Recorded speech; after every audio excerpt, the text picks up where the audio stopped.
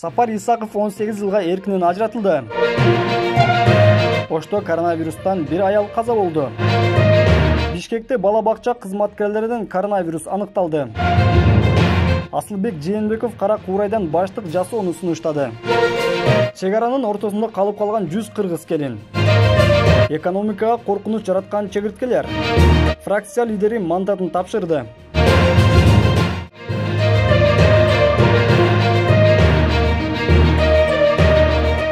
Улуттук тарых музейин жана Чолпон Ата шаарындагы ат майданын өңдөп түзөөдөгү иш боюнча мурдагы премьер-министр Сапар Исаков 18 жылга эркинен ажыратылды. Мындай чечим 9-июнда Бишкектин 1-май райондук сотунда кабыл алынды.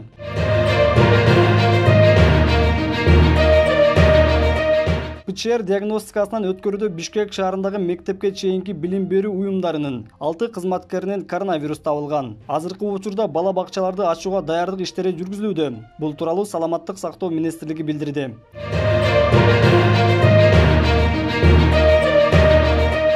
Кыргызстанда тажи илдетинен дагы бир бейтап каза болду. Бул тууралуу Саламаттык сактоо министрлигинин орун басары Нурдөлөт Үсенбаев билдирди. 47 жаштагы аял Ош шаардык ооруканасында каза болду. Кыргызстанда акыркы сутка ичинде тажи илдети менен дагы 23 адам катталды. Ушуну менен коронавирусту жугузуп алгандардын жалпы саны 2055 жетти.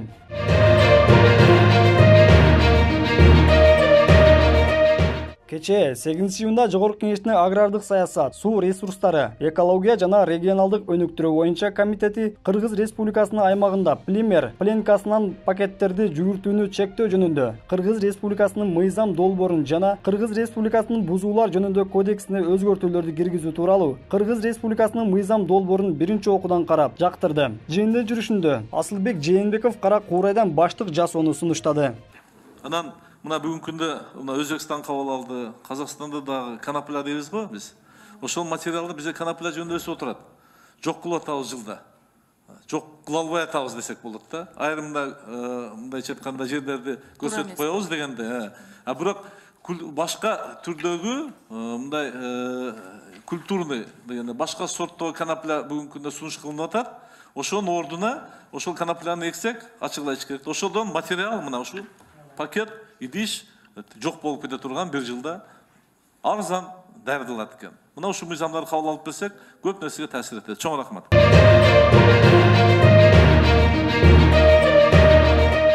Ош облусунун Кара Суу районундагы Достук өткөрмө бекетинде карантин киргизилип, мамлекеттер аралык чек арадан өтүүгө чектөө киргизилгенде, Өзбекстан Республикасынын жарандары менен никеде турган 100дөн ашык Кыргыз Республикасынын жарандары Кыргызстандын да, Өзбекстандын да аймагына кире албай ортодо калышкан. Мындан тышкары, алар Өзбекстандын жарандыгын ала элек болгондуктан 2 айда бир жолу Кыргызстанга келип, кайра Өзбекстандагы күйөөлөрүнө жана балдарына кайтып барышчу. Достук өткөрмө бекетиндеги кырдаалды Кыргызстандын акыйкатчысы көзөмөлдөп турат. Бул тууралуу Акыйкатчынын маалымат кызматы билдирди.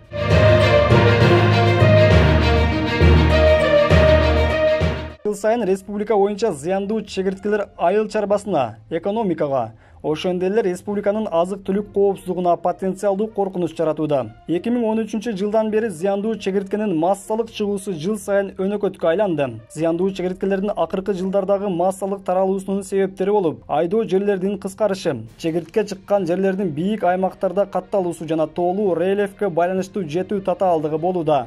Мындай көрүнүштүү окумуштуулар тарабынан климаттын глобалдык өзгөрүүсүнө байланыштырууда.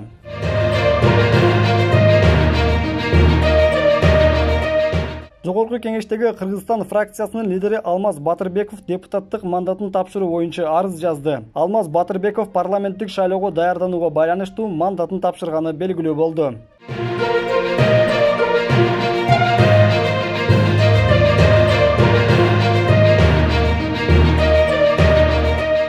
Бакен Кыдыкеев атындагы Жаштар театрынын актёру, Кыргыз Республикасынын эмгек сиңирген артисти Марат Жанталиев каза болду. Марат Жанталиев бүгүн ооруканада каза болгон. Себеби азырынча белгисиз. Факт KG маалымат порталы Марат Жанталиевдин жакындарына терең кайгыруу менен көңүл айтат.